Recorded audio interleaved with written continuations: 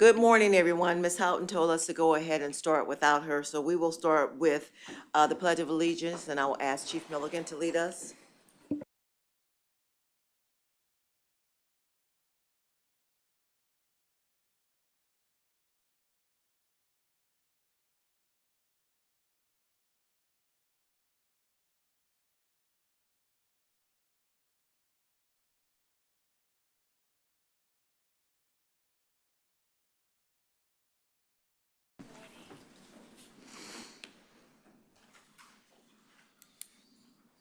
Morning, everyone. We have a special presentation.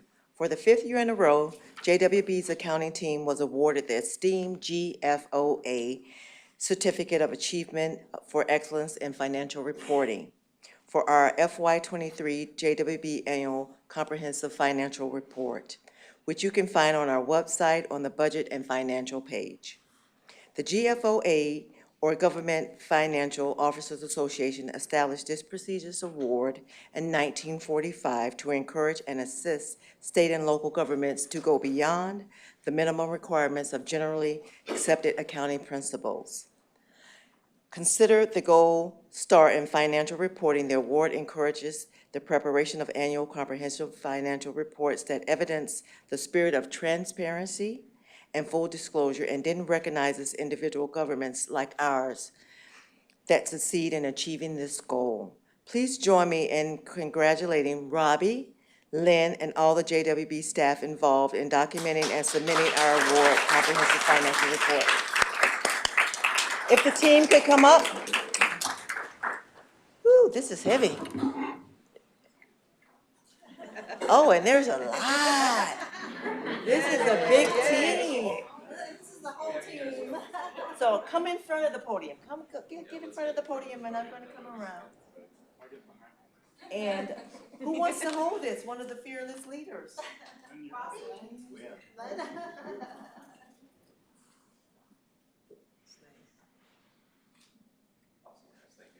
Thank you.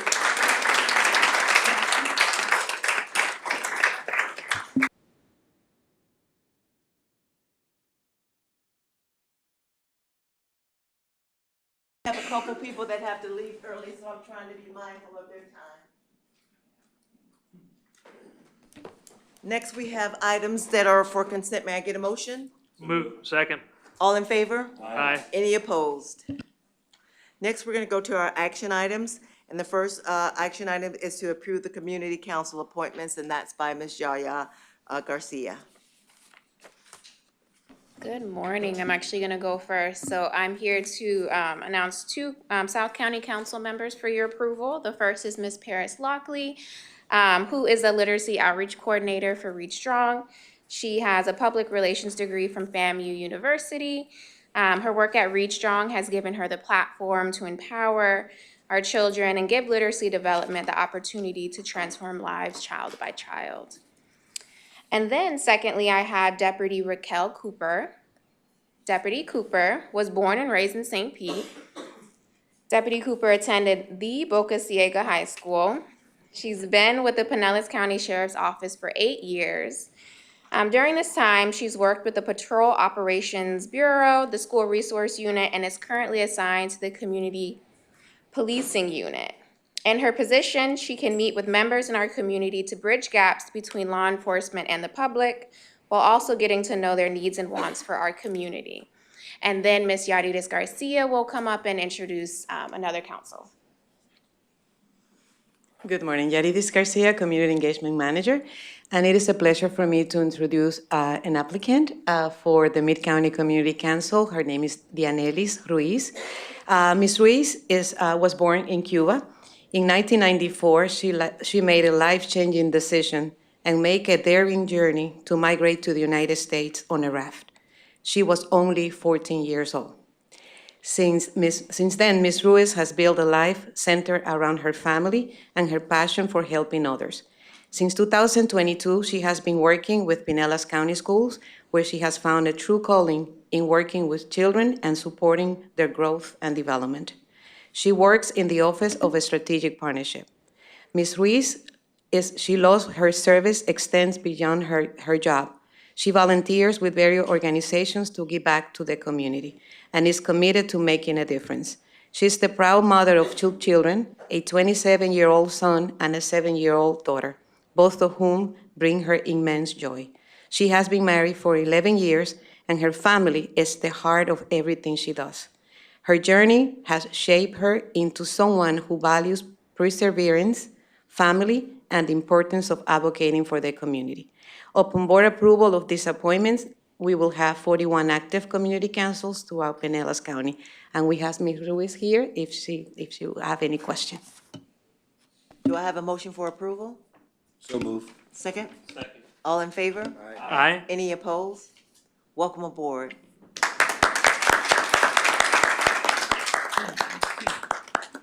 The next item for approval is the approval of the budget amendment for the Suncoast Center reduction, and that will be done by Robbie Stivers, Diana Carroll. Good morning. The item before you is a reduction in a budget for Suncoast Center in the amount of $1,005,000. This particular item and request has been well vetted with Suncoast as well as with JWB staff. This amendment is necessary to help offset lapse that's been reoccurring with Suncoast, and we're seeking your approval on that today. Move approval. All in favor? Any opposed? Oh, this is going great today. Thank you. We're next for our presentations, and just in the nick of time, Beth, do you want me to swap it? Are you ready? You're right now. Okay, we're going to do our hurricane update by Ms. Houghton. And many, many more within the agency were part of making every one of these things happen. So since our last board meeting, your JWB has remained impactful in helping children, families, and our funded agencies recover from Hurricanes Debbie, Helene, and Milton. Among other things, we've made countless exceptions or amendments to agency budgets to allow them to respond and to empower them to meet community needs as they do every day. I have to say, having the agencies we already fund in place, staffed, knowing their communities is invaluable. They are ready very quickly to do the things that need to be done right there in their community without having to stand up something over 2 to 3 to 4 weeks.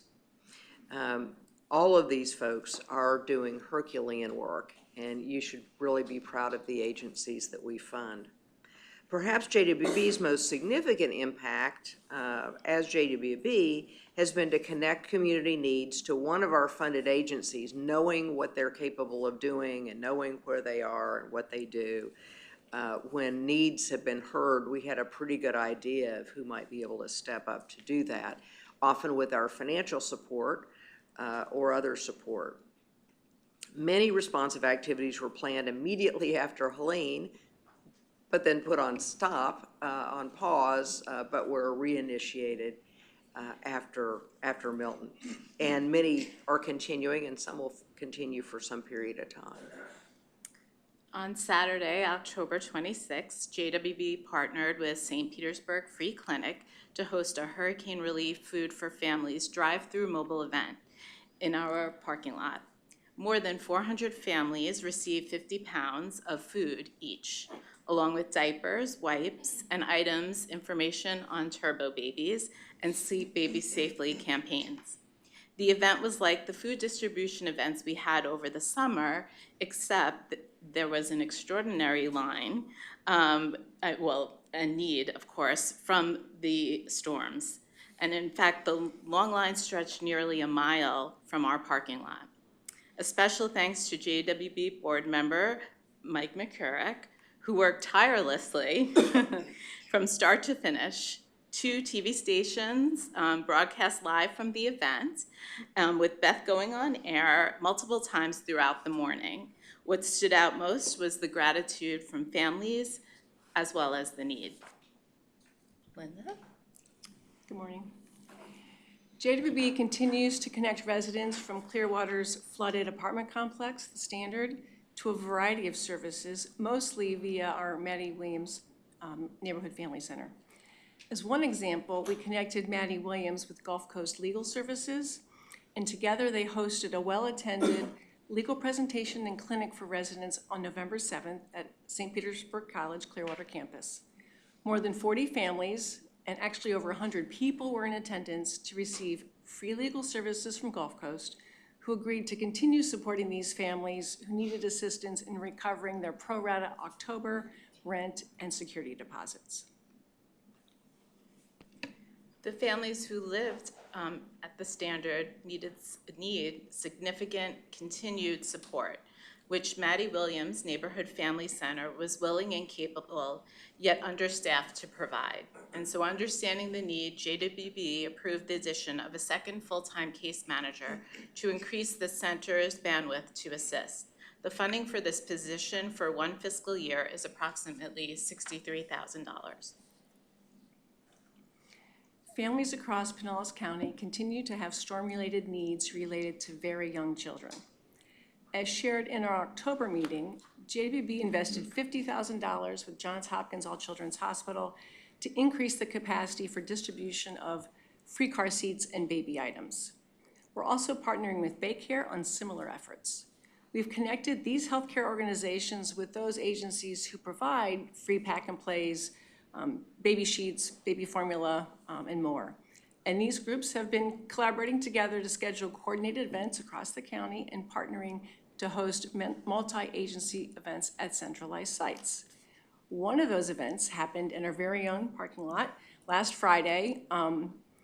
Over 24 families received free car seats with the installation and the training, pack and plays, diapers, wipes, formula, and more.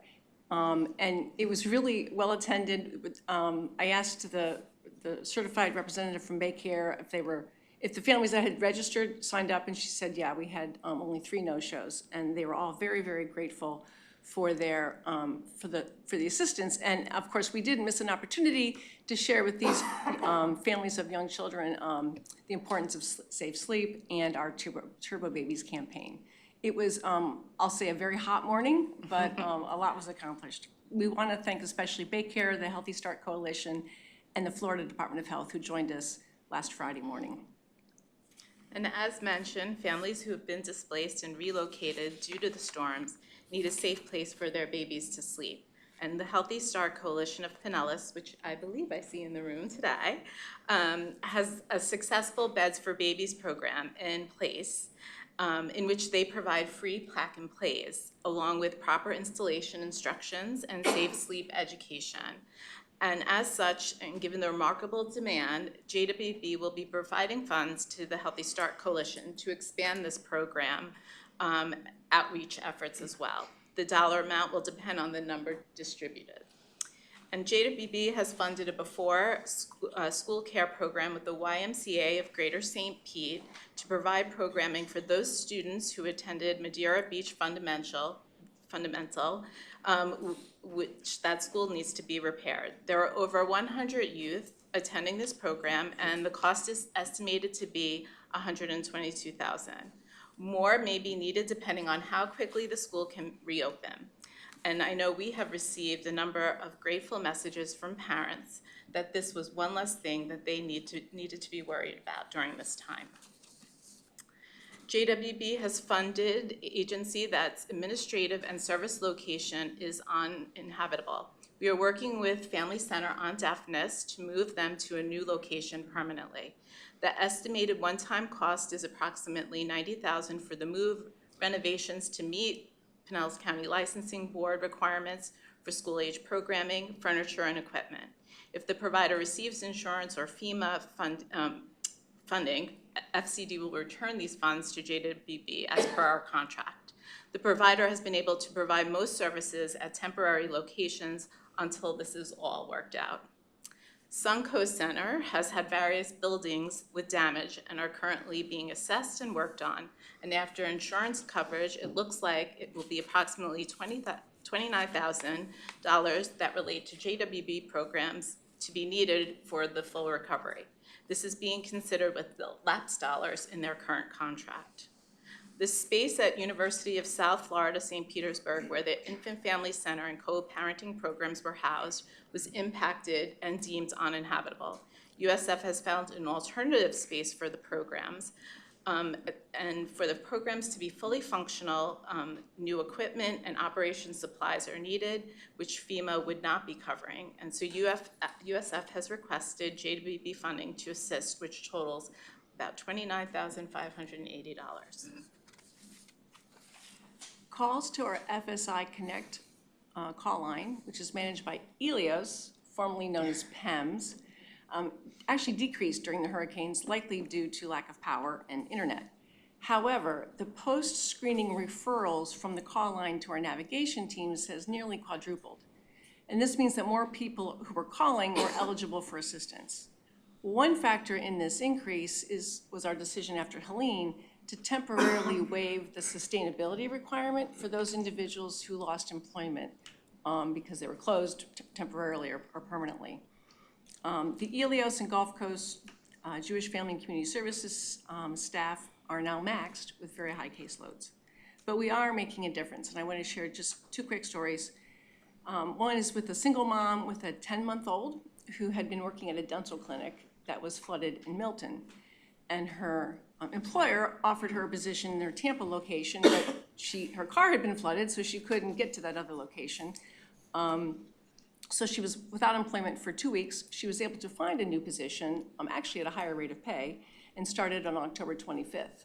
But she wasn't able to make her November rent because she didn't have income for 2 weeks. So FSI stepped in and funded her November rent, and now she is good to go for December moving forward. Another family, single mom with 3 kids, had to evacuate and incurred costs associated with that evacuation. And upon their return, schools were still closed, and not having any support system or backup, she couldn't work. Obviously, she needed to take care of her kids.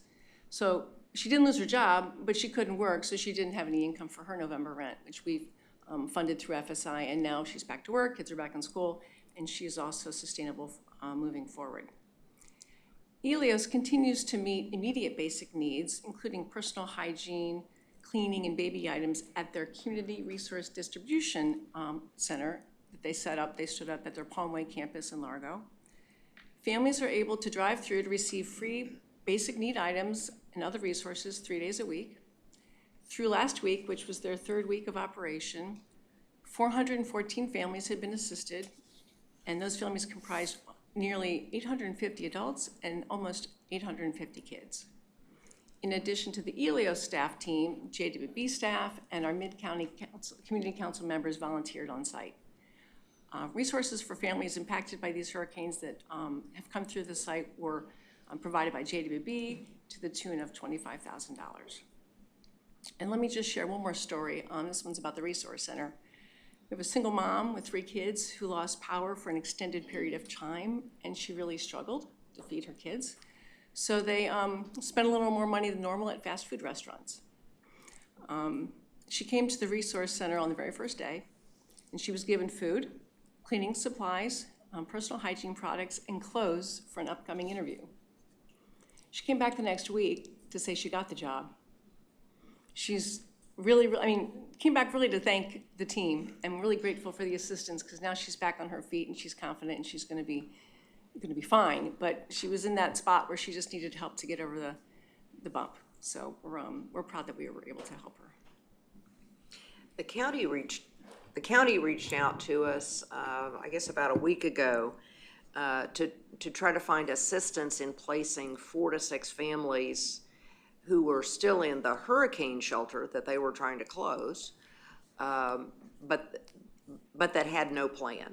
I mean, they would typically work through individual by individual, family by family, and see could they go to family and so on. And these families didn't have a plan to go anywhere. The American Red Cross was running that shelter, and again, it was time to close that shelter.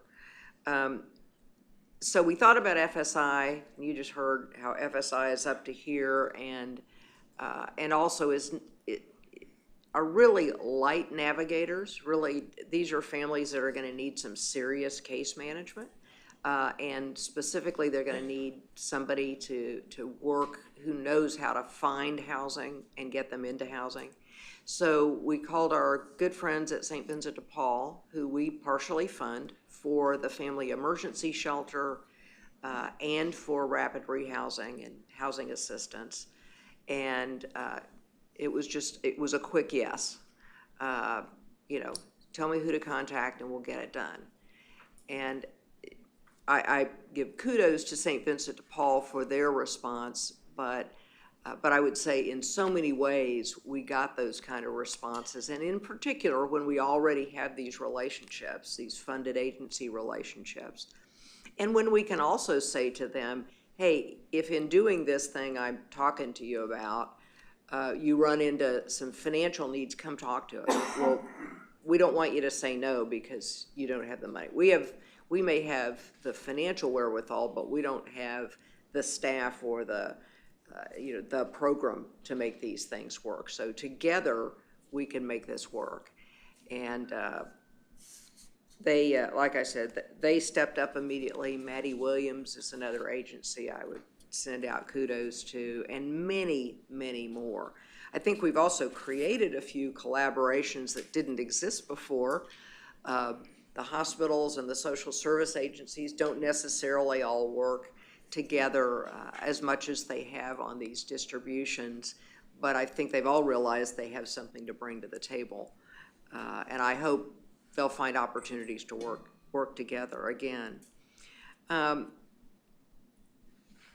In addition, in ways, in lots of ways, big and small, our staff continue to be creative, accountable but creative in finding ways we can help agencies when they're hitting bumps in the road. So, or they need to fund something that isn't typically what they fund, or it wasn't in the budget before we knew 2 more hurricanes were coming.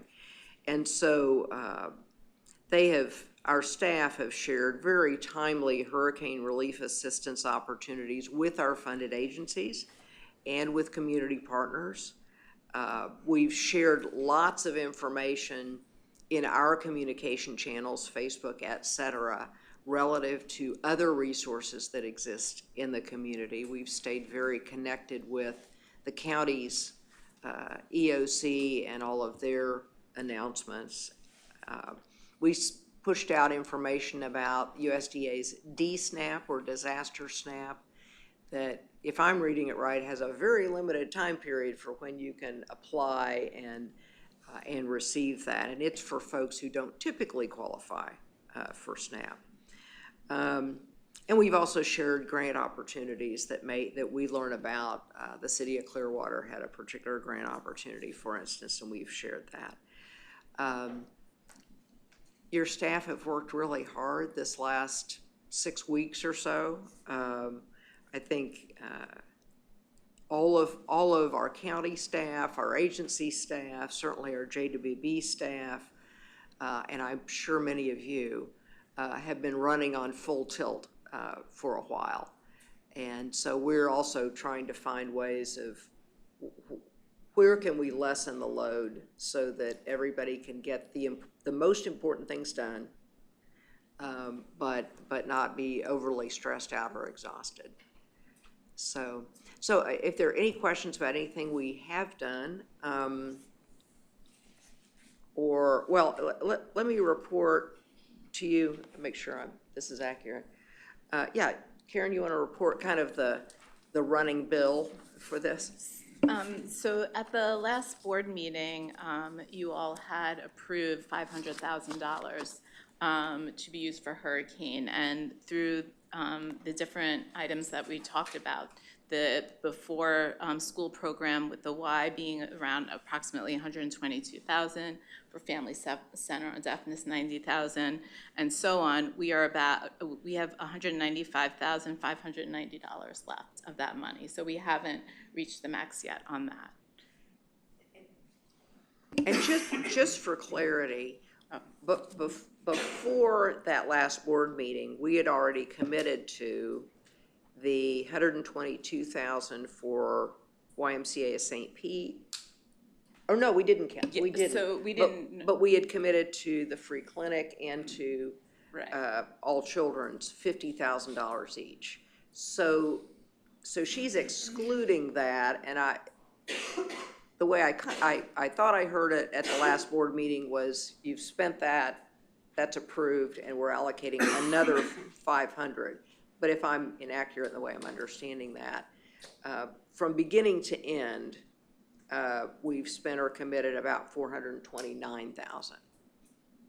So,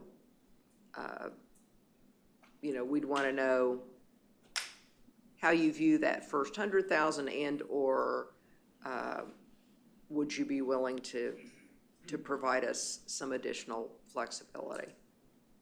And I want to be clear too, FSI is going at a huge pace, so we're not even talking about FSI here. Once we see how it is with its budget, we may very well come back later in the year, if we find out in February we're out of money, and ask for a budget. So I just want to say thank you to Beth and all of your staff. Working in the trenches of the hurricane, I've been up and down all the beaches and all throughout the Lellman area, and there's some serious devastation and a lot of families who are without, and it's incredible what you guys have done. So for everything you've talked about, it sounds great, but what people don't realize, it's really huge impact of what you've done and changing people's lives and getting them through these bad times. Without JWB and without what you guys have done, your entire staff, these people would still be on the street right now, looking for a place to eat, looking for shelter, looking for clothing. They were wiped out, and not everyone got to see necessarily how bad it really was in some of the areas, but we did some water rescues. We pulled people out of 8 foot of water. Those people have nothing. I mean, they literally left with nothing. We're talking salt water and nasty water and some wastewater and flood water and all that stuff combined. It was not anything that you could live with afterwards. That wasn't washable. It wasn't something you could just go cleaned up. It didn't work that way. And they're still living it. Unfortunately, a lot of people are still living through this mess right now. So I just want to say hats off to you guys. What you've done is impeccable. It's unimaginable that we were able to do such great things. And certainly going forward, discussion with the board, I am okay with moving forward with not counting that 100,000 as towards the 500,000, because what we're doing is needed so greatly in the neighborhoods throughout the entire county. So thank you for everything you guys have done. The extra time you put in, the hard work, there's a lot of labor involved in that. People don't realize what goes into that, and there's a lot of labor and a lot of overtime, a lot of work, a lot of headaches, and a lot of stress. It's, even if you weren't impacted and you're the ones helping the people impacted, it's very stressful. It's stressful to see it, stressful to deal with it, stressful to work with it, and stressful to not even know if what you're doing is touching the surface of what they need. You're praying that that's the case. So thank you, hats off to you, Beth, and your entire staff, the Mid-County Council, whoever else helped. Thank you guys so much for what you've done. I echo what Chief has just said. I think it's just been amazing, the work that's been done here, and all the people that have got involved. As far as the funding is concerned, I totally agree with the Chief. $100,000 is in the past, and let's talk about what we need to move forward. I really think this is exactly what I believe this board has viewed when we started to talk about, how do we use the funds that we have that are, quote, in excess, and provide valued services to the community, and this clearly is that. Let's hope we don't have any more storms. I think it sounds like Sarah might be moving away, so that's a good sign, and let's just hope that we don't have to deal with any more, because I don't think this community can handle more. I'd like to note that the state attorney smiled broadly.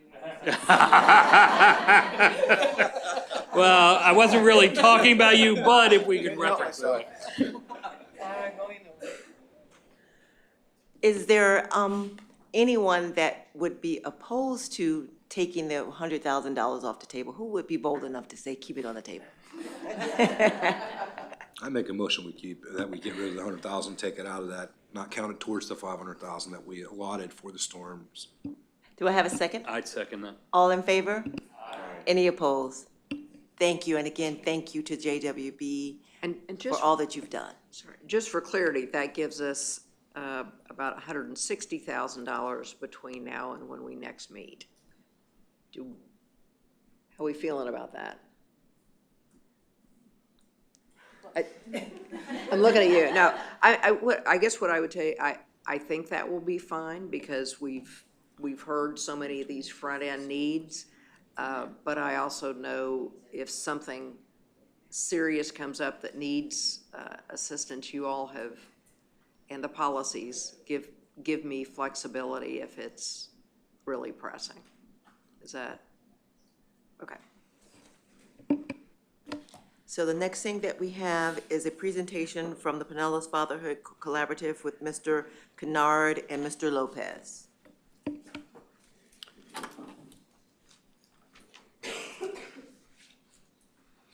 Good morning, board members, fellow colleagues, and ladies and gentlemen in the audience. As mentioned, my name is Jerome Kennard. I am a Community Collaborations Coordinator here at JWB for the Pinellas Fatherhood Collaborative. My colleague Jomar Lopez and myself are excited to kind of bring you an updated informational report regarding our work with the Fatherhood Collaborative over the past 11 months. Before I get started, I want to acknowledge Amanda Krumerick from Department of Health, who's in the audience. She has been our fearless chairperson over the past 11 months. It's been a pleasure working with you, and thank you for keeping us going forward. In today's presentation, we're going to talk about the commitment JWB and this board has made to fatherhood. In addition to that, you're going to hear the word transformation several times throughout the presentation. We chose the word transformation because at some capacity, JWB has been involved with some level of fatherhood work since 2018, whether that be funding a meeting, providing direct services to agencies for fathers, those kind of things. So when we talk about transformation, we really wanted to recognize that work that's been done previously. So what I like to call this transformation process is where we were, where we are, and where we're going. And after you hear about all those transformational pieces, my colleague Jomar Lopez is going to tell you how we're going to evaluate the work that we've been doing over this past time. So approximately a year ago, this board heard presentation from Mr. Ken Scarborough. Ken represents Legacy Consultants, and he's nationally recognized in the area of fatherhood and program development. When I took on this position, I knew what being a father meant to me personally. I'm an adoptive father. I'm a biological father. And I'm also a stepfather, and to add insult to injury, I'm also a grandfather. I said all that to say this. When I took this role, it was important for me to kind of understand what I got myself into. And after an extenuating and very thorough interview process, I am the product of fatherhood. So, here's what I found during that research. 18.3 million children live without a father in the home. Fatherless children are 20 times more likely to be incarcerated.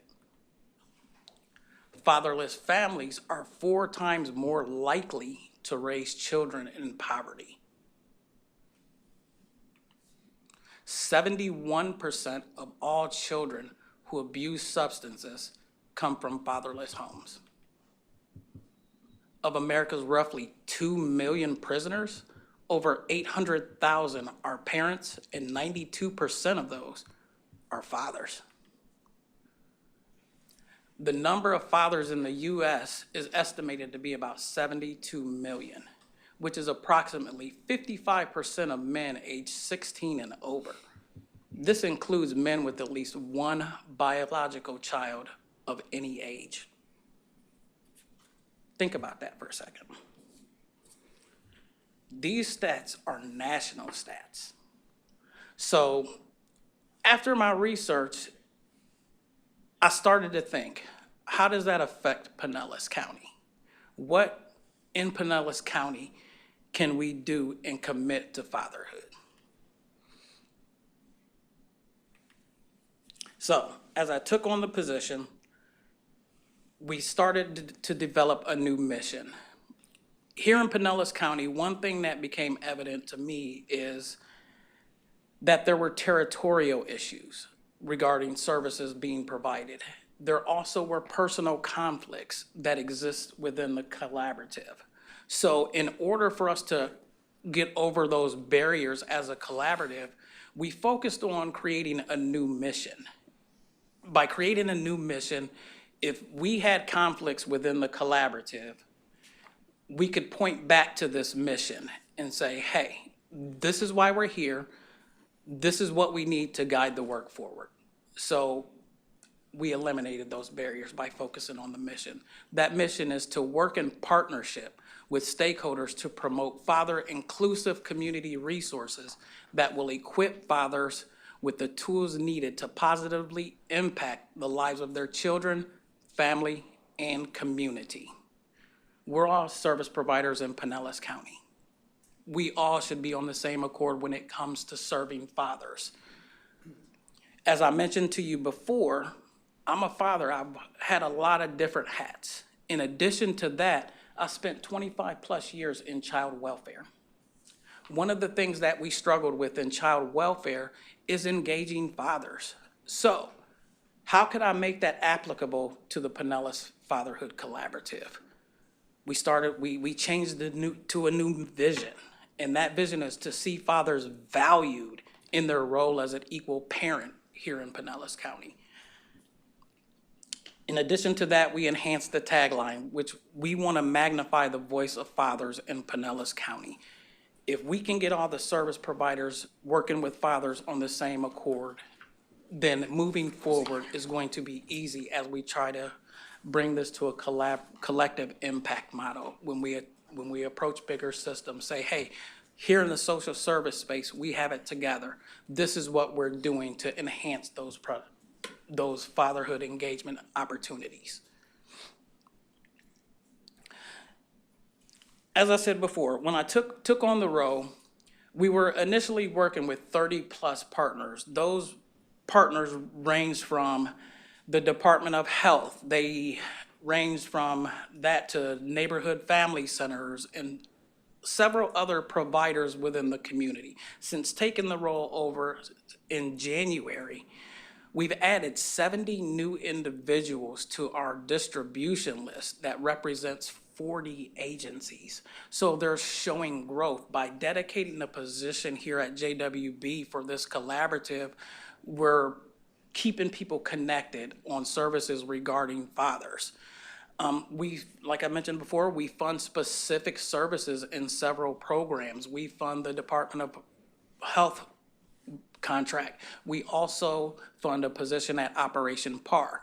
JWB itself has invested over $100,000 in the budget to improve organizations' organizational capacity in their work with fathers. So we're partnering with our collaborative members to make sure fathers are seen, valued, and heard.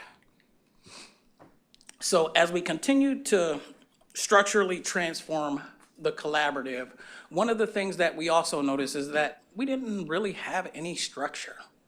Imagine that. So we created an operations manual to kind of guide the collaborative forward. So if JWB ever found itself in a position to move somewhere else, they would be self-sustained. So we provided that structure.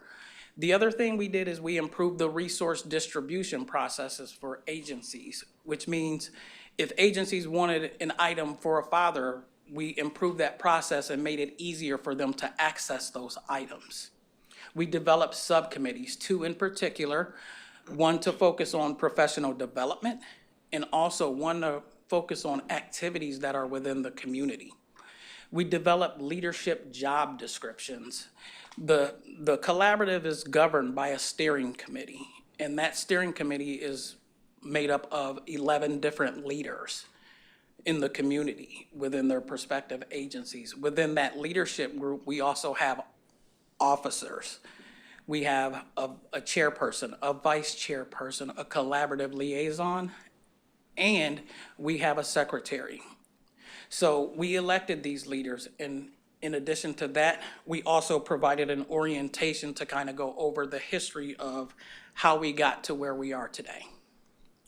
Within that internal structural transformation, we also wanted to increase partner communications with each other. One of the first tasks that I completed was to develop a Fatherhood Weekly. And this is a weekly resource guide that's sent out to our collaborative partners saying, hey, there's an activity in the community on this date. This would be great for you and your fathers to attend. It also provides agencies with training opportunities in addition to opportunities for funding. This, like I said previously, this is sent out weekly to our partners. One of the other things that we implemented right away is we developed a quarterly newsletter. And in this quarterly newsletter, we highlight a different agency within the collaborative focusing on their work with fathers, giving them kudos, saying, hey, we see you, go Dad. In this quarterly newsletter, we also have a legal spotlight. We have a leadership spotlight. And in addition to that, I also try to find some type of feel-good story for dads that are in the news. In addition to that, we wanted to present potential partners with talking points if they decided to join the collaborative. So we developed a hot card, and that is a benefits of membership card that we can hand to partners and say, hey, this is what it means to be a part of the collaborative.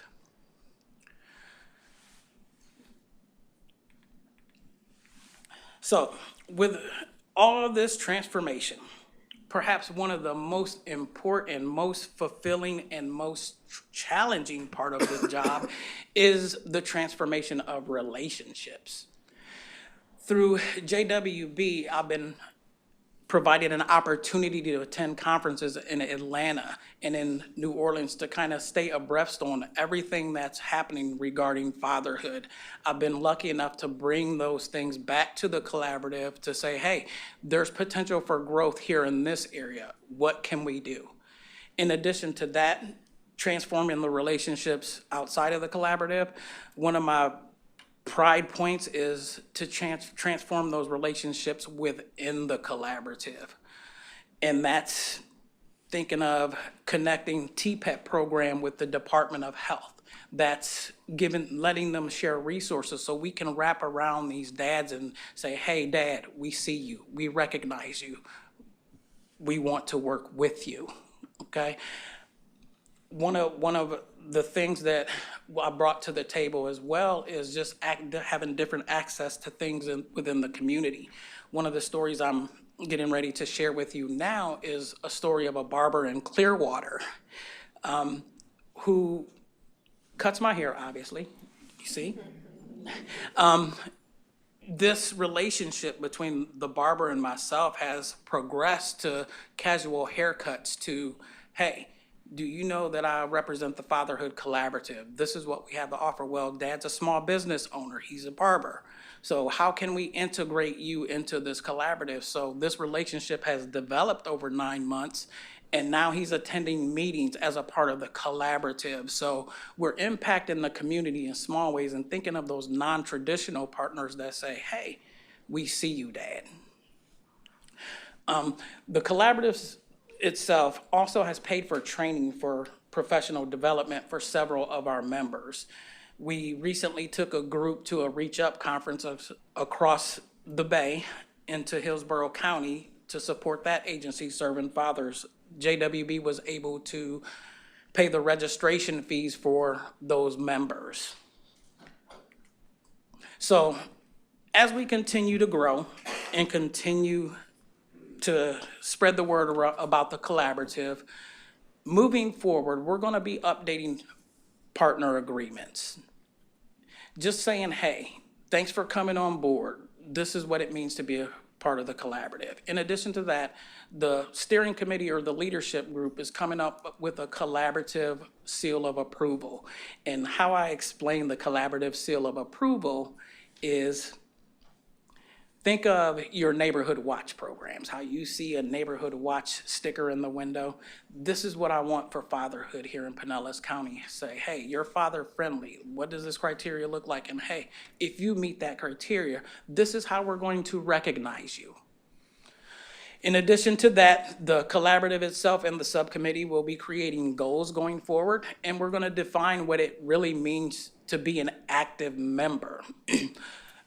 Most of you have a map at your table. I'd like to direct your attention to that. This is an asset map, and basically what this is a list of our core partners. On this map is going to be eventually data that people can go on to, click for a hyperlink and access services through this. These are locations of fatherhood and fatherhood-focused services and support within our county. One of the things to note on your map is we don't have a significant presence in North County. However, many of the providers that we are currently working with span all the way through the county. So we're reaching the entire county. However, we do want a physical presence in the North County. And the other thing that we're doing is we are also providing quarterly training for our members and to enhance their organizational capacity. And to kind of explain to you guys how we're going to accomplish that and evaluate it, I bring to you Jamar Lopez.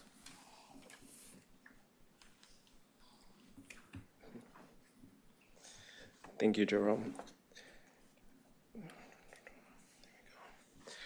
Good morning, ladies and gentlemen of the board, colleagues, Jerome, and members of the audience. I am Jomar Lopez, Senior Strategic Researcher here at JWB. So I will talk to you a little bit more of how we plan to evaluate the Pinellas Fatherhood Collaborative moving forward. As Jerome said previously, the new tagline for the collaborative is to magnify the voice of fathers within Pinellas County. So the purpose of this evaluation plan is to measure the collaborative's effectiveness in working in partnership with stakeholders to promote those father-inclusive community resources. This evaluation plan is going to serve two key objectives. The first is to see how strong are those partnerships and relationships within the collaborative. And secondly, to assess when the collaborative is prepared to look further down the road into that fatherhood impact, into that father-child relationship, and the quality of that relationship. In March of 2023, we had 30 staff attend a National Fatherhood Initiative webinar that trained those present on fostering a father-friendly environment within their agencies. And subsequently, in April of that same year, we engaged 28 partner agencies representing 41 staff to complete a Father Readiness Network assessment. Those foundational activities served as the catalyst to begin constructing an evaluation plan for the collaborative. So when you mix in a little bit of theory, which is always fun to navigate, right? And then you combine that with a bit of formative research, such as a survey conducted with the full collaborative, a focus group done with the steering committee, and then some observations throughout our meetings, you create this evaluation plan. And here is what we're going to be looking at. We have those recruitment measures, so particularly looking at those new or unique partners that are coming into the collaborative. When we're referring to unique, we're talking about what Jerome mentioned before, those untraditional partners, the barbers, the business owners, the individuals that work at financial institutions. Those are the untraditional partners that we can bring to the table to provide those wraparound services for fathers. In addition to that, so we'll be looking at those non-JWB funded partners, people that are outside of where our traditional scope is. We'll also be looking at engagement. So what is attendance like at our quarterly meetings? What is the reading like of our distribution list for our quarterly newsletter? And then we also want to capture partner turnover. Are people leaving the collaborative? Because we don't want that. We want them to stay engaged. We want to ensure that fathers are receiving all of the resources that they need. Speaking of resources, we'll be looking at material distribution and all the materials that we send out into the community that are in the hands of fathers, specifically the dad and the family time bags. And Jerome has them here for you all to view. These are a hit and very popular among the dads. They contain a variety of resources that help them engage and take care of their children better. And I have some information for you there. They're very popular, they're very beneficial, dads love them. So we'll be looking at satisfaction with those bags. And then we'll also be looking at any other pooled resources such as technical support or staff participation at those events. We'll also look at support. So once again, satisfaction with those bags. And if you want to show some of the materials within, so as we said before, there are books, there are affirmation cards, there are resources on early childhood development, there's information on games and activities that the dads can partake in with their children, a variety of materials that they can use to stay engaged with their children. Thank you, Jerome. In addition to that, is, as Jerome mentioned previously, the Fatherhood Seal of Approval, and looking at how many agencies have acquired that seal, and then the collaborative synergy, so the strength of the relationships within the collaborative itself. Note that those that are in the darker color indicate those measures that are right now in their preparation phase. So we just need a couple more conversations with the steering committee and the larger collaborative to then move them into action phase so we can really start gathering data on those measures. And Jerome has been busy this last year. As you can see, we've done a lot of work since he's come on board. We have an average attendance of 33 members at our quarterly meetings. We've included 70 new members to his distribution list or his Fatherhood Weekly. We have distributed over 3,600 outreach materials, information, and other resources directly into the hands of fathers. Specifically, 273 dad bags and family time bags have been given to fathers. We ask the fathers through a QR code that is within the bags if they feel that the materials they're being provided help them engage and take care of their children better, and we are seeing 100% satisfaction with that. And lastly, we have trained 17 agency staff who have attended professional development, whether it's through conferences or orientations.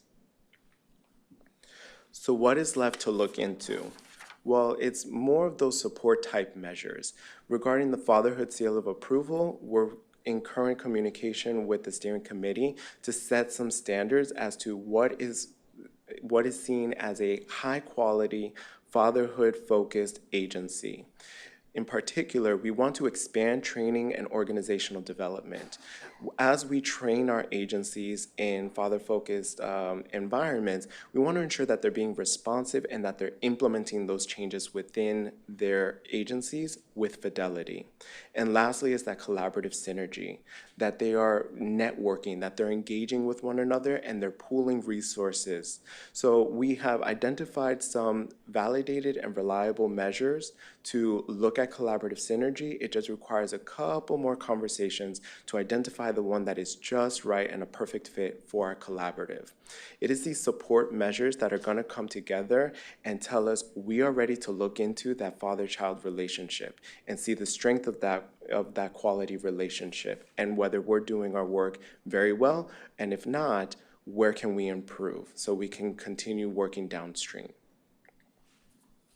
This is not possible without the multitude of stakeholders that we have helping us out as key informants and decision makers, starting with our collaborative partners that represent a variety of sectors.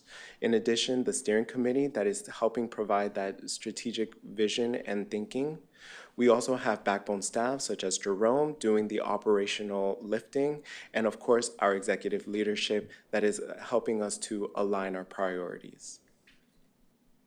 So the timeline for data collection depends on the complexity of the measure that we're looking at. Things such as participation and new members, we may see that on a monthly and quarterly basis, and that's easier to gather. But other measures such as the collaborative synergy or the seal of approval may be a little more semi-annual or annual. Nevertheless, this information is coming in the future. So we've worked really hard and accomplished very much this last year. And with that being said, we are happy to take any questions you may have. I have a question. Are you, when you do, with this approach of the fathers, are you focusing on the biological fathers? Or are there people that are like surrogate fathers that stand in and act on their Great behalf? question. So we are focusing on not just dads, but also father figures. So that could be a foster parent, a grandfather, a stepfather, similarly to what Jerome was describing earlier. So we don't want to just focus on a biological father, but we also want to focus as well on those individuals that would consider themselves a father figure, yes. How do you target and approach these people? In other words, you know, is there particular age groups that you find to be more stable, that you have more success with, or is it just try to get the word out there? I'll speak from this on two levels. From a personal level, with my approach to fatherhood, I feel like I'm able to talk to anyone. So I've been busy in the community, and that comes in the form of attending football games. It comes in the form of attending whatever in the community. I'm there talking into and engaging fathers, just saying, hey, what do you need? I pulled a father over because I seen him in the park one day and gave him a bag. Hey, I see you, Dad. They just want to be recognized. So my approach is with everybody the same, you know. What do you need? How can the collaborative help you? What can we do? So partnering with all these different people just expands that reach. I mean, I guess my major question is, how do you bring them into the umbrella of your organization? You know, there's these people out there that need to be brought in as fathers and shown the responsibility, and how do you get them and draw them in? That is a complex question. It's one that we focus on with the individual agencies themselves. You know, what are your engagement techniques? What are you doing? And I think as we go along, when we're developing this fatherhood seal of approval, we're looking at measures like that, saying, hey, what kind of engagement things are you doing to engage dads and keep them engaged? I want to say kudos. I can tell you, Man Up and Go and Gold Medal Dads. Yeah. I recommend it highly in court. So does West Care. And most of my fathers that have been reunified are with the programs. And I can tell you, Man Up and Go, they're always in court. They're engaging. They go to football games. They go bowling. And I hear about that at least twice a month. I hear if somebody gives thumbs up to the program. And so what we've been doing is asking West Care to pump it up. And I think the Department of Health also pumps up the Gold Medal Dads as well. And so it's a far reach from people that aren't necessarily in court. But again, if I have to make a phone call because they are in court, the Department of Health has jumped right on it for the Gold Medal Dads program, as well as the Man Up and Go program.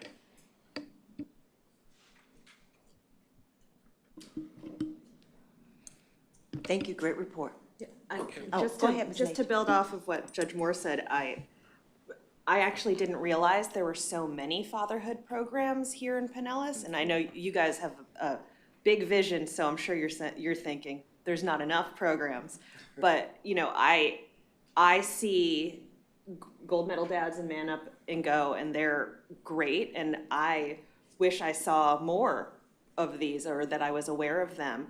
So in terms of outreach, you know, or telling, you know, I guess guiding those programs in terms of the outreach, those are the only two that I've ever heard of. And I talk to a lot of dads, a lot of foster dads, a lot of bio dads, a lot of, you know, any kind of father figure dads.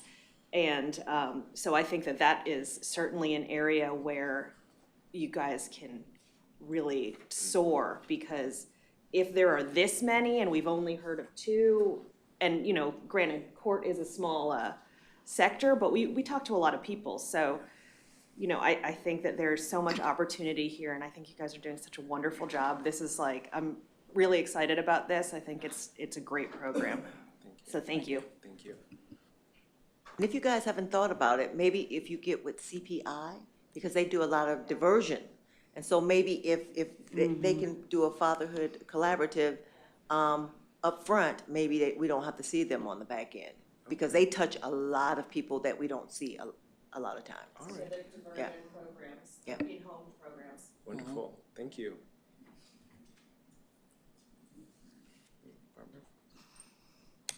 Yeah, thank you. I just wanted to say this is a program which is very near and dear to my heart. Let me give you a little history as to why. In 1995, almost 30 years ago, I was on the faculty of the University of South Carolina. And there was a foundation there called the Sisters of Charity Foundation. Some of the smartest women I've ever known have been nuns, which astounded me because I didn't expect that. But they contracted with me at the time to do a report for them on poverty in female-headed households. That's how they framed it. These are children with moms, and they're poor because they're children with moms. And I asked them, do you think we could reframe it and look at poverty of children who are in father-absent households? Think about that for a moment, because it totally guides the emphasis of what your program is. One is to look at female moms and, you know, and single moms and give them more resources, which is what you should do, but it leaves the other parent out completely.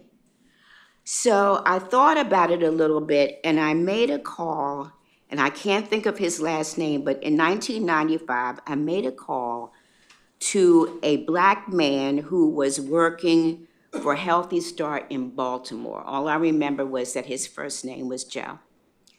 And he talked to me then, and this may have been one of the earliest programs in the country, of developing a fatherhood program that was part of Baltimore Healthy Start. And he shared ideas with me and outreach with me and so on, as how we could reach out and get fathers engaged. And the one thing that we found out is that fathers talking to fathers was the main way to get out the message. Man to man, father to father, and we did that. But this program, the Sisters of Charity Foundation, started a fatherhood program with churches in South Carolina, and it's still going on today. 30 years later, the needs are as significant. Now we're on a second or third generation. The needs are still significant. And the reason why that's so important is because so much of our social policy is mother-focused. And we don't have social policy and related services and programs which embrace fathers in the same way. And so the nonprofit sector has tried to step in, which it should do. But I think it also speaks to us for the need to look at parenting in a broader frame, and not just mothers, but to put equal attention on the role of fathers in social policy. So my hat's off. Ken Scarborough worked with me back in those years. So, I mean, I am just so proud of what you're doing and have that long-term lens in terms of what this is all about. So I just wanted to share that. Thank you. Thank you. Thank you, gentlemen. Next, we have a presentation on cybersecurity by Ms. Peel.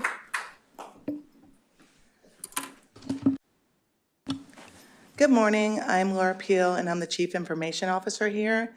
And I'm taking it from the happy side down to the cybersecurity technical side. So please bear with me. It's probably not as exciting, but I'm going to try to make it exciting because I am passionate about it. Today, I'm going to discuss cybersecurity. I'm going to give you an overview of what it is and why it's important, and then talk about JWB's approach. So I just want to quickly go over cyber attacks and what they are, what they come in the form of. Oop, wrong button. Malware is the first one, and malware is malicious software. It's intentionally designed to harm or contaminate devices, and it comes in many different forms of viruses, worms, spyware, adware. You've probably seen some of that. The next one I want to talk about is ransomware, which is actually a form of malware, but I pulled it out on its own because it's extremely important with organizations. What it does is it locks a device or encrypts data and demands payment to give the data back to the agency or the organization. A data breach, we've probably all heard about these. It's a security incident that occurs when an organization's private or confidential data is accessed, disclosed, or lost. And then there's employee or insider threats. And this, can happen, but it's sometimes malicious, but then sometimes it's also unintentional. So an employee clicking on a link or that kind of thing. We have state-sponsored threats, which are threats that come from governments or supported by governments. They cause espionage. This is their goals, espionage, disruption of critical infrastructure, and political messaging. And then there's actually many other attacks, just to name one or two.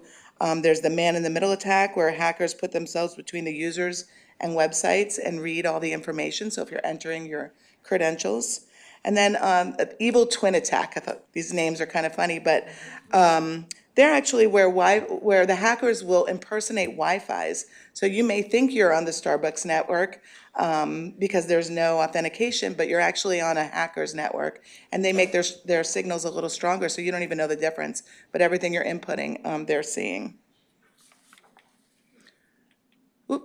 I want to talk a little bit about some of the big incidents, and Ticketmaster is probably something that all of us have used to buy a ticket, maybe to a concert or a sporting event. And in June of 2024, they had a ransom attack that came from one of their third-party vendors, and it actually compromised 560 million customers' data, likely some of us in this room right now. And this was, unfortunately, their second attack this year. Another one I want to talk about briefly is 23andMe. So if you're not familiar with them, they're the company where you swab your cheek, turn it in, and you do DNA testing, find family members and that kind of thing. So in September, they actually paid out $30 million to settle a lawsuit over a data breach that exposed the personal information of 6.4 million customers. And this isn't just names and addresses, but it's your genetic information, your DNA information.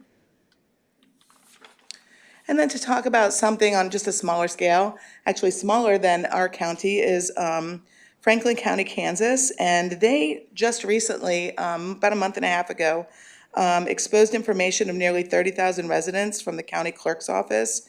And they are in a mess right now, trying to figure out what to do and that kind of thing. So I just wanted to point out that government agencies can be impacted, and in fact, all these logos up here were impacted very recently, and you can see Jacksonville Beach and other big companies like Dell Technologies is up there. So why is cybersecurity so important to JWB? And there's really three factors here.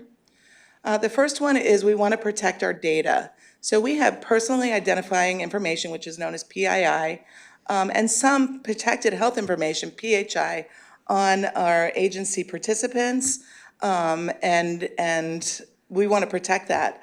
Those are children in our community. We also have employee data, so all the employees, we have their social security numbers, some health information, obviously their names and addresses. And then we also have partner data through some of our data sharing agreements that we hold dearly and want to protect their data. Secondly, we want to protect our revenue. So as you well know, we have over $100 million in taxpayer dollars, and we want to protect that money. Our funded agencies really count on us, and recovery from a cyber attack is not cheap. It's very, very expensive and can include legal actions. And then JWB depends on its information system to work, so if it were taken down, we couldn't pay our employees, pay our agencies, which is, kind of the main thing we do. And then our reputation, of course, that's extremely important. We want the public trust of the citizens in Pinellas County. We want them to believe that we're, taking care of the data and we're a trusted partner. And then, of course, our partner trust with some of our funded agencies and also some of the ones that we have data sharing agreements with. So some of the biggest risks in the workplace today, the first one is really phishing attacks, which come mostly in the form of emails. They try to trick employees into installing malicious files and clicking on malicious links, and we actually see these quite often. Malware or ransomware, which is the result of most of the time clicks and that kind of thing, they can disable systems and steal sensitive data. Unsecured networks is a big risk, so making sure your network is secure enough, and I'm going to talk more about our secure network in a minute. Weak passwords, we actually have password policies, but that's for our network. If our employees are going onto other software, they may not have the same security that we have. And then social engineering attacks, where they try to trick employees into doing things. For instance, they may act as Beth and, ask Olivia maybe to get, gift cards for employees. And that may seem, legit, except for we don't give gift cards to employees. But those are the kind of things, if you're not thinking and not paying attention, you might run out and get gift cards and then they're transferred to the bad guy. So if you didn't know, we're actually required by law to have some cyber policies in place, and this came out in July of 2022. So basically, we have to have a basic and advanced cybersecurity training, which we do. We have to notify Cybersecurity Operations Center, the Cybersecurity Office of the Department of Law Enforcement, and of course, Pinellas County Sheriffs, if we do have a cybersecurity incident or a ransomware incident. We have to create cybersecurity standards, which I'm going to talk about in a moment. And then, I don't know if you know this, but we cannot pay for a ransomware if we were to get it, which I think deters maybe the bad guy, but, hopefully. So I want to talk a little bit now about JWB's comprehensive strategy for cybersecurity. And really, I see this as 5 different pieces. The people awareness and training, risk assessment, risk management, the policy and procedures, the design and implementation, and then the managed services. So I'm going to talk about each area, and I'm going to start with people awareness and training. And I don't know if you know this, but 74% of cyber breaches happen because of human error. Not necessarily maliciously, but people aren't thinking. So for us, namely our staff, training is extremely important. And we provide training to employees on day 1, and then they also receive it annually thereafter. And we don't just talk about, our policies, but we train them on how to look for phishing emails, the different things, that they should really keep aware of. And we tell them what to do with those emails, or better yet, what not to do with those emails, which is don't click on anything. Beyond training, we do simulated phishing attacks through KnowBe4. So what this does is it puts out emails that look like phishing emails, but if they were to click on something, nothing really happens, except for I get a report of how many employees click on them. Well, that's my next point. So again, I get the report that they clicked on them, and I provide counseling. And what I do is I meet with the employee one-on-one. I show them the email that they clicked on.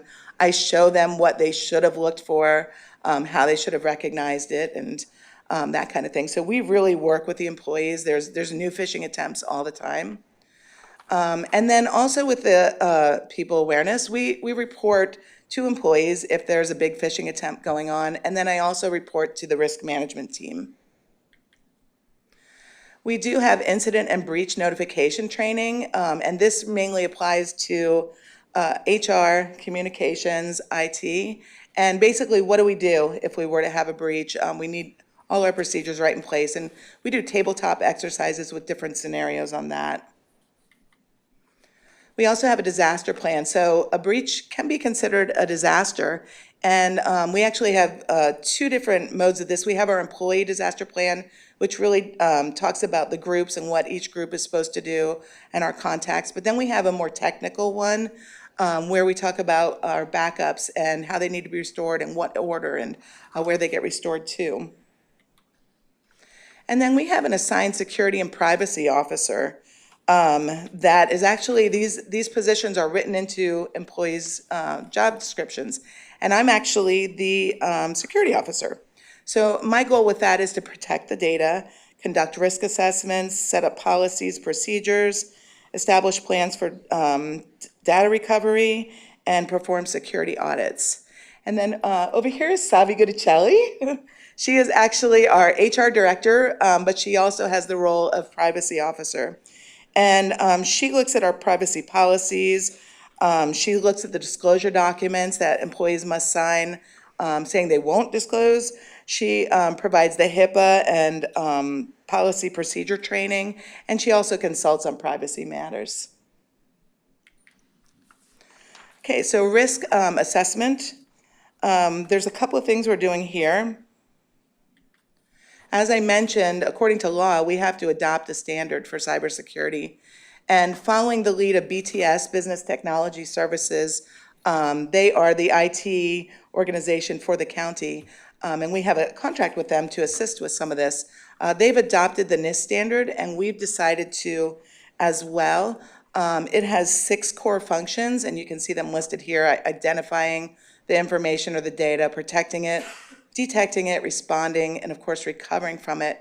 And then govern really applies to all the other 5, making sure that we govern and document, and we're actually doing all of the things that we're going to identify by going through this process. Now, we've just started this.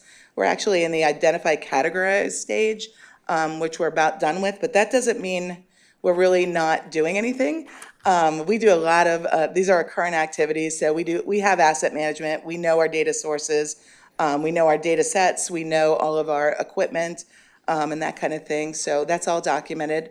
We do external security assessments. In fact, we just finished one this summer and did quite well on it. BTS has done them for us as well. And then we do internal security assessments, so we look at different pieces of the network every single month, and different people on my team are responsible for documenting that they indeed, checked that our badges are only for employees, that, if a person has left, they're not left in a system and those kind of things. And then we also do data maturity scoring, which helps us identify areas where we can improve.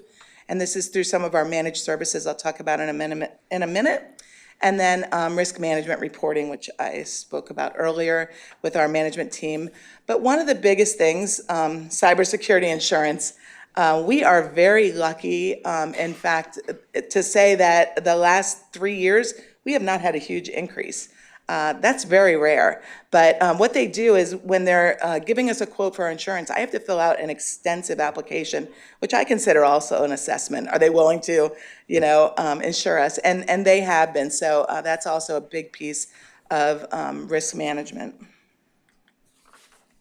Policies and procedures. So we have 4 that are related to cybersecurity, and they are updated annually, reviewed annually, and employees get trained on them as need, or not as needed, as applicable. So the first is the user security, which talks about, password management, the confidentiality of data, how to handle that kind of stuff. The second is the IT security policy, which is much more technical. It talks more about our firewall rules, network segmentation and those kind of things. Then we have the breach notification, breach response and breach notification procedures. Again, that tells us what to do if there were a breach. It has examples of letters and, who we need to notify if we were to have a breach. And then we have our disaster plan, as I spoke about earlier, the 2 different pieces that we look at if we were to have a breach. So design and implementation, it's one thing to have policies, but without the design and the implementation of the network, it's kind of worthless. So this is really important to us. I'm going to go over this quickly because it can be a little technical, but network segmentation, basically what that means is we divide the network into smaller pieces so that if a hacker were to come in, they couldn't go laterally across our entire network and get all of our data, maybe just, hopefully none of it, but if anything, just a small fragment of it. We have firewalls that have rules set up for incoming and outgoing traffic, and we had hits on this, thousands of hits daily on this. I was looking at those statistics yesterday, actually. We have antivirus software that protect our endpoints, which are our laptops, our servers, and that kind of thing. We have intrusion detection, which monitors our network activity for malicious behavior and puts blocks in place. We have a VPN, or a virtual private network, that remote employees use to get into our network, and we make sure that that is set up with authentication to our network. As a matter of fact, it's multi-factor authentication, which means they put in their password, but then they also have to, on their phone say, yep, that's me. But we encrypt the data going across that because it oftentimes has sensitive data. And then we have access management, as I mentioned, our password policies, the multi-factor authentication, and other pieces that we put in place for that. And then these are agreements. So software as a service, or SaaS as they call it, are agreements that we have with organizations who provide us applications that are in the cloud or on their network. And when we have these, a very important piece of this is Colleen and Zach help. They're reviewing these contracts to make sure that they're also staying up to the standards that we want. Managed services. Managed services are third-party companies that we contract with to help us with our security. And BTS, as I mentioned before, is a big piece of that. They actually they play an active role in monitoring and responding to any incidents we may have. They review our policies and procedures. They maintain our network firewall and VPN to make sure all the security is on those. We have a product called Microsoft Defender that we get from Microsoft, and that does our endpoint protection, the encryption, and those kind of things. We have Arctic Wolf. So Arctic Wolf, they provide managed detection response 24 hours a day, 7 days a week. So while I'm sleeping and BTS is sleeping, they're actually monitoring our network and can stop an attack and block it right as it's coming in. And we also do our maturity scores through them on the security. Duo provides the multi-factor authentication that requires anyone who's accessing our network to authenticate through a second means. And then Rubrik is our backup solution. So if we were to have ransomware, having good backups is extremely important in multiple locations, so they assist us with that. And that's really all the pieces, the big pieces to what we're doing here at JWB to combat cyber attacks. But I did want to take a minute, and I'm almost done, I promise, but just to talk about the trends for 2024 and beyond. And really, this is to emphasize that we have to stay on top of this. So artificial intelligence and machine learning is a huge thing in cybersecurity. Can be really good because AI can detect patterns and stop attacks because it recognizes it is attack. But it can also be bad because there's impersonation of people. They're getting better with their phishing attacks and those kind of things. So that's kind of a double-edged sword there. Cloud security, many companies are moving most of their resources to the cloud, as JWB is doing the same thing. And so it's essentially building a data center up in the cloud network, and we have to make sure that the security in those data centers are the same as our data centers, here at JWB. Internet of Things, and what this refers to is your watches, your refrigerators, your cars that are super smart. And there's a threat with these because oftentimes people don't do updates. They don't have passwords. And hackers can backdoor from these devices into networks or your cell phone. So that's something we are always looking at.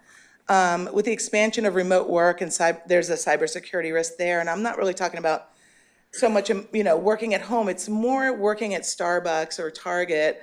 Those unsecure networks that people get on, they can cause huge risks, as I spoke about earlier.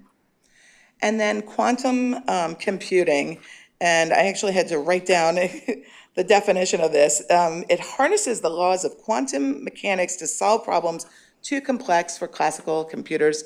Basically, it's a really, really smart and fast computer. And so as, those are coming, rising up in cybersecurity, we have to look at how we can protect ourselves from the quantum computing.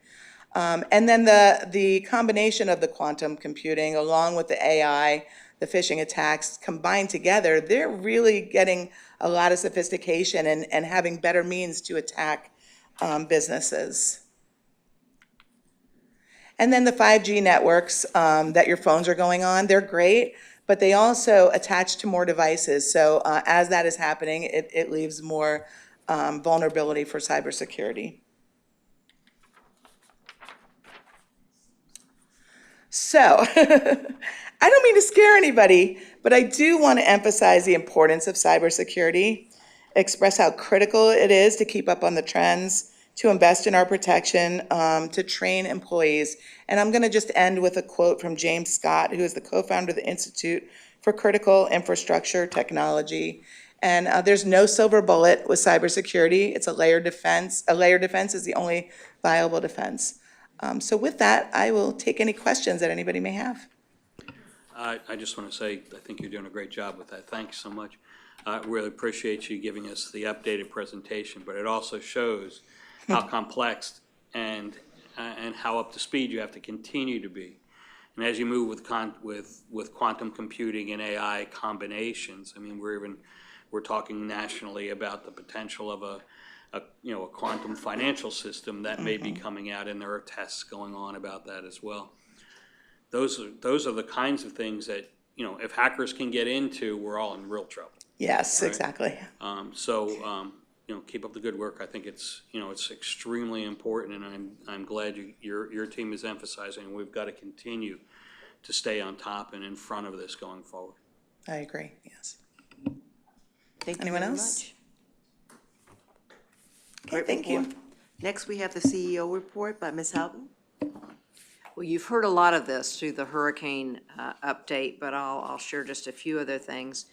Following up on a discussion we had at the last board meeting, an internal work group is being formed, led by Chief Program Officer Karen Bogus, to focus on autism or ASD in Pinellas County children. Subgroup that'll be led by Dr. Barbara Morrison Rodriguez, and including Becky Albert, will conduct research on autism and related spectrum development disorders, including prevalence and screenings, causes, treatments, and more.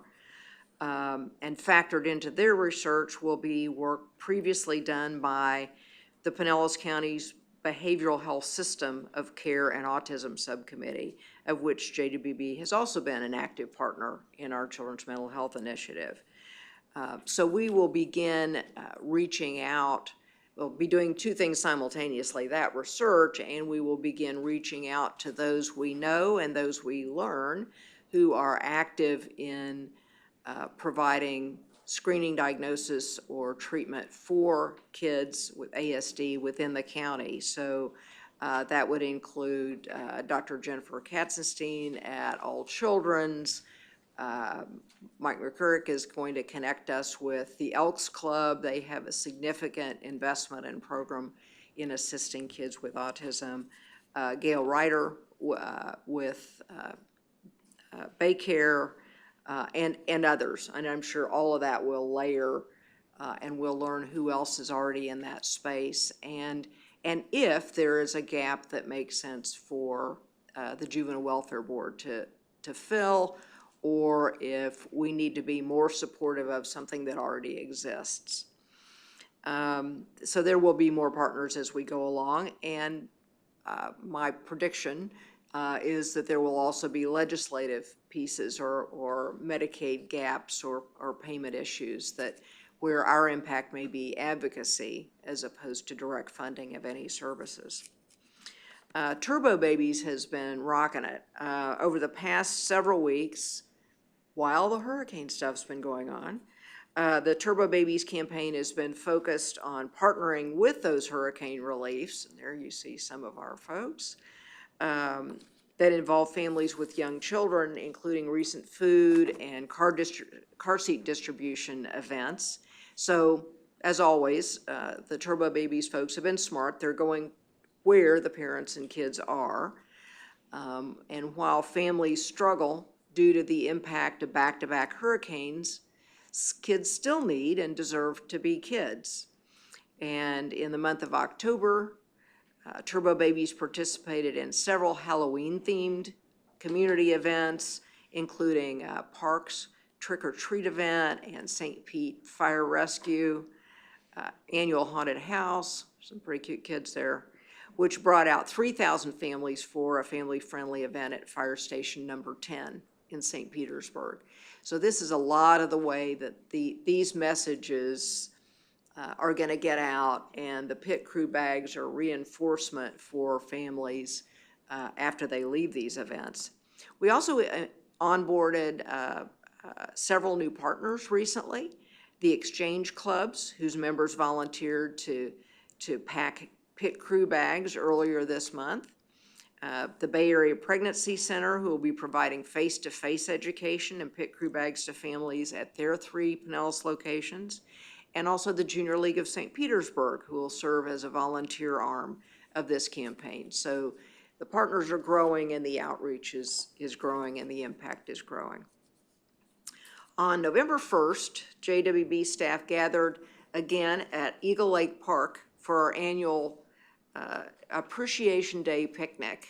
And always have to have a theme, so the theme was Together We Rock. And there was food and games, and I think you're seeing there some artwork, so those of us who don't like to play games can do silly art projects, Jenga, and on and on. All designed really for our associates here at JWB to be able to just enjoy each other's company in a casual and easygoing place. And it was really just what the doctor ordered, as several staff are still dealing with significant and major damage to their homes. Many have been involved over multiple weekends in JWB's multiple hurricane response and relief efforts. And all of us have experienced some degree of hurricane-related stress. And so it was a good time. It's a good way to connect with people across units and across departments who may not always work together. As we always do, we provided staff with some resources to support their mental health and encouraged everyone to practice self-care. This is a group of people who typically, through their professional life and everything else, care for everybody else. And so we all constantly need to be reminded that, yes, it's okay to care for yourself.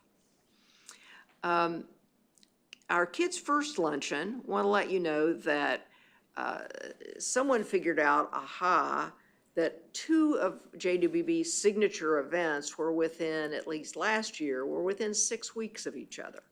Now, you all may be able to do that, but putting them on is a huge effort, and having 2 that close together didn't make a lot of sense.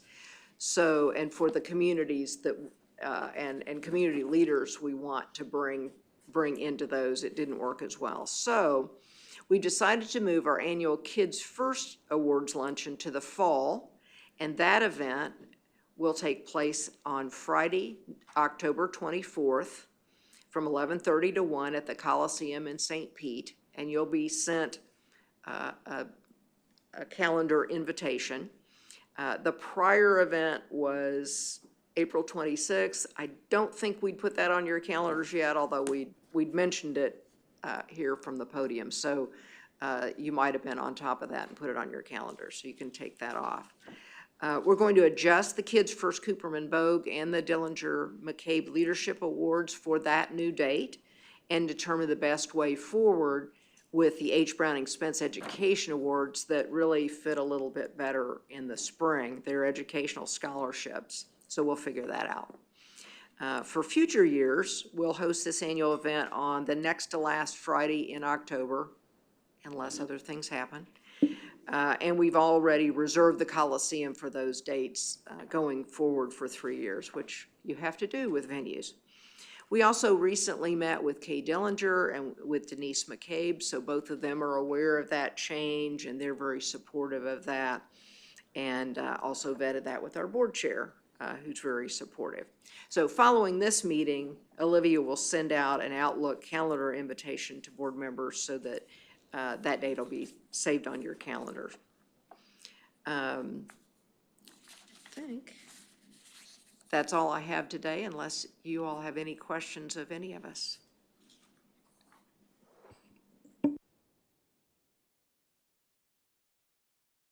We're going to go to the informational items. Do we have any public comments? Okay. Does anyone want to discuss anything in the informational items? Hearing none, let's go to our milestones by Mr. Bartlett.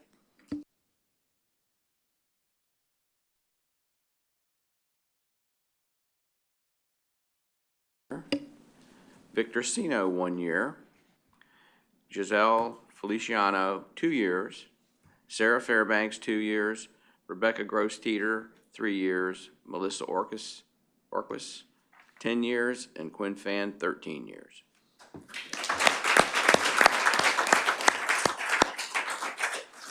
Any discussion for our open agenda? Hearing none, at this time, we will adjourn.